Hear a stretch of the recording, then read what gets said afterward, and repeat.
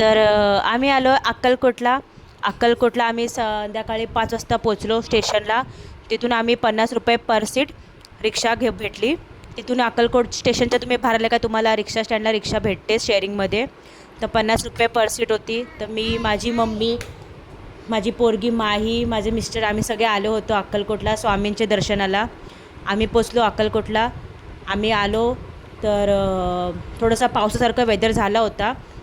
मग आम्ही गेलो हॉटेल वगैरे बघायला, हॉटेल बुक करायला. तर पहिले जे आम्ही स्वामी निवास आहेत ना तिथे बघितले, पण तिथे आम्हाला काही हॉटेल भेटलेच नाही. मग आम्ही पुढे थोडंसं गेलो, तिथे आम्हाला 1500 रुपये 1 नाईटचं हॉटेल भेटलं.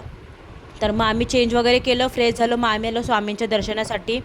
आम्ही लाईनीत लागलो.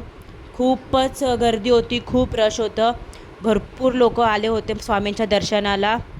तर आम्ही पण रांगेमध्ये उभे राहिलो. तर आम्ही नाही तरी 1.5 ते 2 तास आम्ही लोक लाईनीमध्ये होते, एवढी गर्दी होती ना तिकडे. तर फटाफट दर्शनासाठी गेलो पुढे.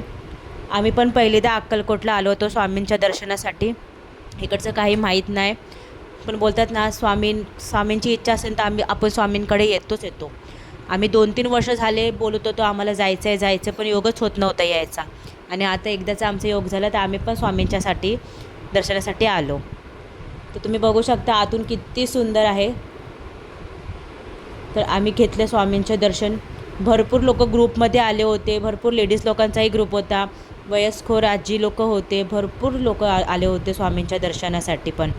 तर आम्ही दर्शन वगैरे घेतले. तर हे बघा आमचे श्री स्वामी समर्थ अक्कलकोट महाराज की जय.